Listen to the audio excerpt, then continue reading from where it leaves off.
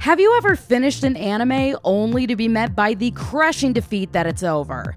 You want more, but it's finished, and so you scream into the void and curse the gods for leaving you in the lurch. Well, fear not, friends. Even though I have zero power to make your favorites continue, I can help you find anime similar to that to fill that void. If there are any anime that you personally love but didn't make the list, let me know in the comments below and I will start compiling a part 2. Make sure to like and subscribe so you don't miss that or any future videos. So with that being said, let's get into it. If you like Spy X Family, try Buddy Daddies. Buddy Daddies takes all of the beautiful, heartwarming family elements from Spy X Family, except this time, both parents are assassins, and the girl they adopt more so just ends up with them after an assassination attempt goes wrong. At only 12 episodes, this anime gets surprisingly deep and a lot darker than I was expecting. I love Spy X Family, but I wish it went a little harder, and Buddy Daddies absolutely scratched that itch and gave us something absolutely beautiful. I was worried with how few episodes this was, but that ending was so ridiculously satisfying that it gave me everything I needed and more. Plus, it 100% made me tear up at the end. If you're looking for a wonderful anime to watch while we wait for the next season of Spy X Family, I cannot recommend this puppy enough. If you like Bungou Stray Dogs, try Undead Girl Murder Farce. You got mystery, you got sassy characters, you got himbos, gay stuff, and you got crazy intricate cases to solve. Except this time, we're taking it back to the 19th century and going to Europe. We follow an unusual trio consisting of an immortal being whose body was stolen, so her head resides in a birdcage while being transported by her extremely violent maid. They are joined by a terrifying golden retriever of a man who was brutally combined with a yokai against his will. Together, they're searching for the madman who inflicted all of these atrocities upon them. While attempting to track him down, the group decides to take on different cases around Europe and are quickly labeled as the leading supernatural detectives. This is one of those magical anime whose writing and characters are so entrancing that they transform even the most mundane episodes into absolute masterpieces. Just like Bungou Stray Dogs, the darker and more serious moments are beautifully balanced out with the absolute charm and charisma of the characters, whose banter makes this the best detective anime I have ever seen. If you like Death Note, try Monster. Both Death Note and Monster absolutely dominate their genres and have made a name for being some of the best of the best. Although they came out at similar times, Monster definitely flew under the radar, and even more so since it's been 20 years since its release. Like Death Note, it involves a ridiculously in-depth mystery and a serial killer, except this time, it's stretched over a massive epic spanning decades. We follow Dr. Tenma, who saves a dying boy only to learn years later that that boy grew up to become a serial killer. Feeling responsible, Dr. Tenma embarks on a journey to stop him and try to repent for the evil he allowed to flourish in the world. Monster is a long anime, coming in at 74 episodes, but y'all, it is so fucking good that you won't even notice. The arcs bounce between our main characters and seemingly random storylines, but since it's Naoki Urasawa we're talking about, and he is such an absolute master at everything he does, he beautifully weaves every single storyline together by the end to create what is collectively acknowledged as the greatest psychological thriller in all of anime. If you like Steins Gate, try Link Click. At first, Link Click may seem a little too different since the first season is anthology-based following a multitude of time travel situations. But by the end of the first season, everything ties together and kicks into high drive for the second. The stakes feel much higher in Link Click than they did in Steins Gate, and the pacing is so much sharper and has a ridiculously engaging dynamic pull. Plus, it is a fantastic entry into the world of Chinese donghua. The time travel style of Link Click is also incredibly unique. Our dynamic duo is able to travel through photographs, where one of them does the actual traveling while the other acts as their guide. The business they've set up allows their customers to relay messages to their past selves, except their influence has to be so minimal that it doesn't trigger a butterfly effect. However, even with the most careful of intentions, things happen, and our main characters are faced with how to handle those consequences. Link Click is honestly my favorite time travel anime, and I am thoroughly convinced that it'll make all of you Steins Gate fans incredibly happy too. If you like Chainsaw Man, try Devilman Crybaby. Both of these animes are shit shows. Absolutely chaotic shit shows whose outcomes go harder than anyone could have ever expected. The stakes in Devilman Crybaby are definitely cranked up to 11 though. Similar to Chainsaw Man, people merge with devils in this world. However, we witness the beginning of this movement and the rapid descent into mayhem. Our main characters are two childhood friends who must now navigate this terrifying new world, and each of them has drastically different ways of handling that. Unlike Chainsaw Man, I would say that Devilman Crybaby has a much heavier tone and not nearly as much humor. This anime will not hold your hand, and it will break your heart and most likely traumatize you. But if you're a Chainsaw Man fan, you are already a connoisseur of trauma. But seriously, brace yourself for this one. It's one of my all-time favorite anime and one of the few I have ever given a 10 out of 10, but it's also crazy divisive. You are either going to love it, or you're going to come back to this video and leave me hate comments. But either way, you're welcome. If you like Promised Neverland, try Heavenly Delusion. Traumatized children, check.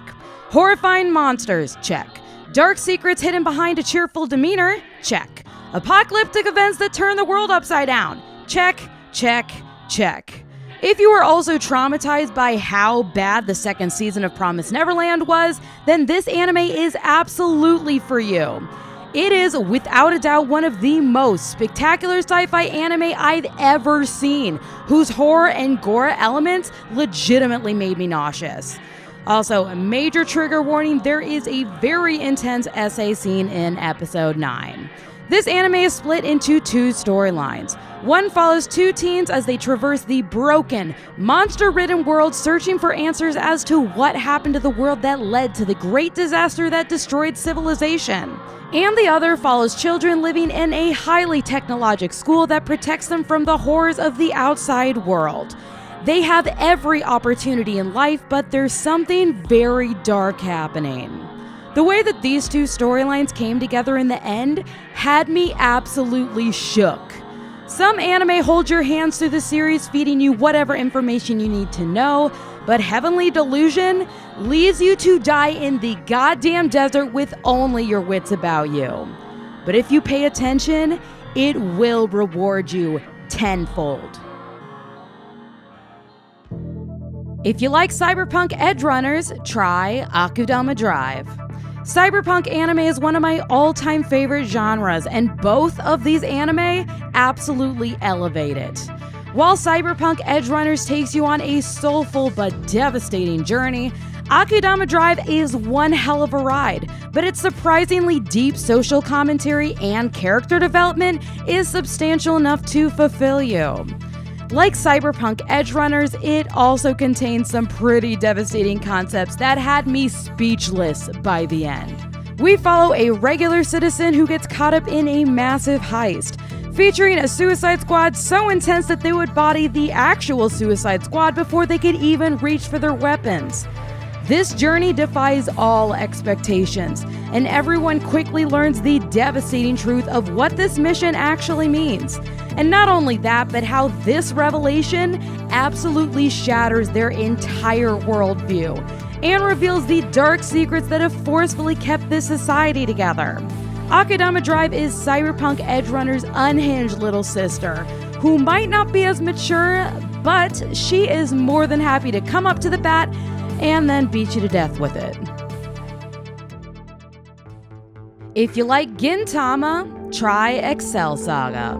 Before there was Gintama, there was Excel Saga, a truly unhinged parody anime that tore through the year 2000 and made people question, what in the actual f***? Our story follows two agents named Excel and Hyatt, who belong to a shadow organization called Across, under the direction of their beloved Il Palazzo.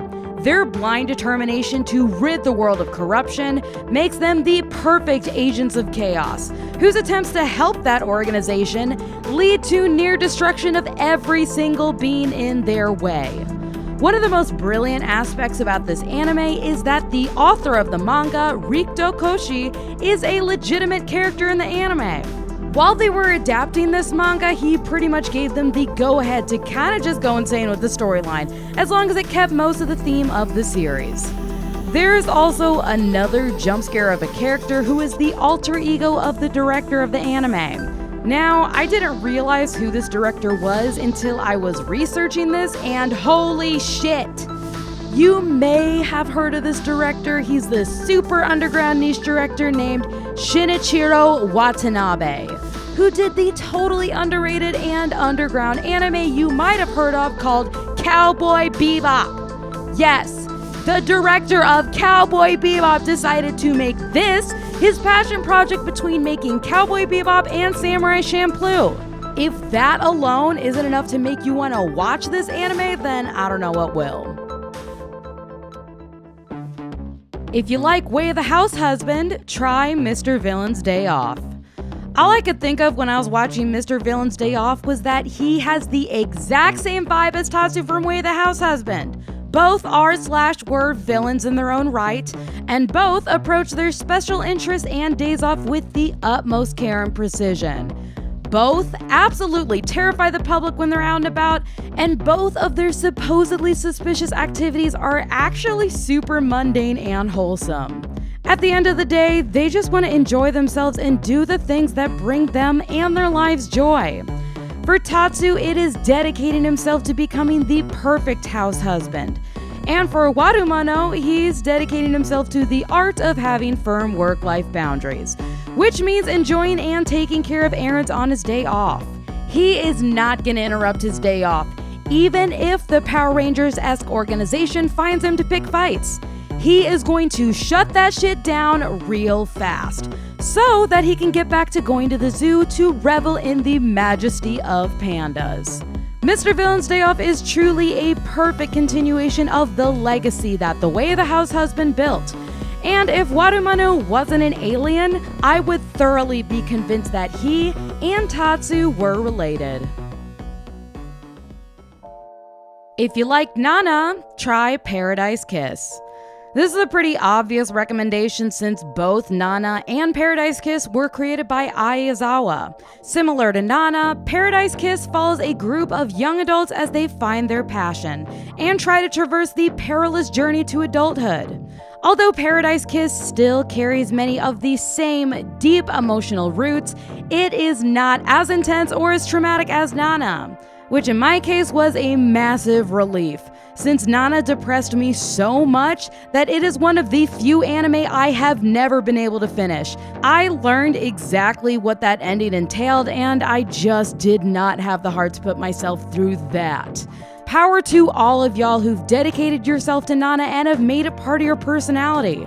I hope that therapy is going great, and don't forget to up your meds to combat seasonal depression. That reminds me, I need to call to get mine up for the fall. I live in Minnesota, so God help me when winter hits. Getting back to Paradise Kiss, we follow a group of fashion students in their final year of high school. Our main character is trying to figure out her path forward after feeling unbelievably lost. And after meeting a group of fashion students, she is plunged into their fulfilling but turbulent world. Paradise Kiss also has a surprising amount of beautiful and positive LGBT representation, so extra points for that. If you like Nana but would like to be far less traumatized after watching it, Paradise Kiss will become your new saving grace. If you like Lovely Complex, try My Love Story. Can you imagine how much better Lovely Complex would have been if they'd gotten together earlier in the series? We could have seen them grow as a couple, face struggles, and overcome them together. My love story is exactly that. Our couple gets together very early on, and the show is all about them traversing this beautiful new world together. Unlike Lovely Complex, they actually really support each other and use kind and loving language, instead of teasing to the point of verbal abuse. It's just a really wonderful anime that made me so happy to watch. There's not a whole lot of conflict, and it's a good, wholesome slice-of-life romance that genuinely makes you regain some of your faith in humanity.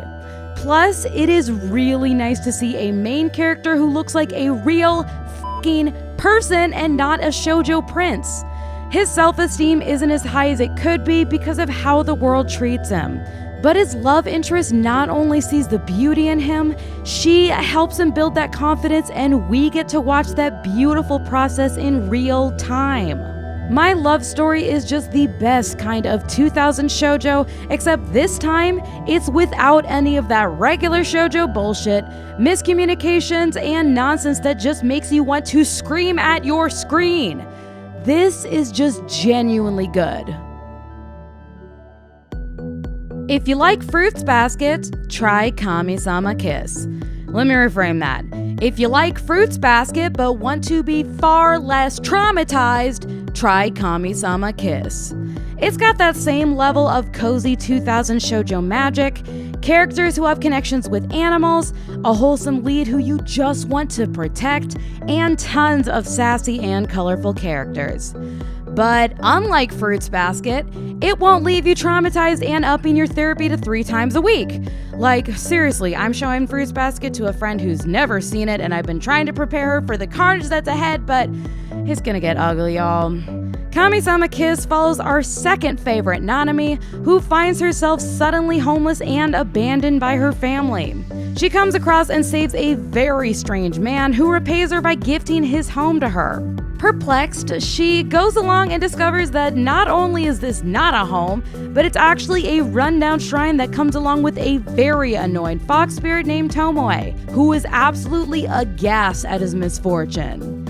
Shenanigans quickly go down, and Nanami embarks on a new journey that connects her with the spirit world and all the insanity that comes along with it.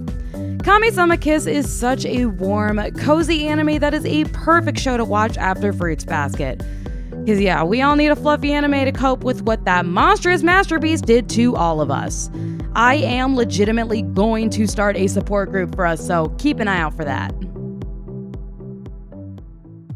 So to wrap things up, are any of these anime gonna actually be able to replace those whose void they're trying to fill? No. But they are such good alternates that hopefully you'll forget that I ever made that claim in the first place. If there are any anime that you would like to find a good alternative for, comment below and I will start working on a part 2 for y'all. With fall quickly settling in and seasonal depression realizing that it can once again completely f*** our lives apart, coping with the end of an anime can be harder than ever. I really hope that these suggestions can help ease that pain. I really appreciate all of you who've watched up to this point in the video. Creating this community with all of you has been one of the most rewarding projects I have ever taken on, and I cannot thank y'all enough for your support. If you'd like to join our community, please consider subscribing and turn on notifications so you don't miss any future uploads. Thank y'all so much for sticking around, and I'll see all of y'all on the next one.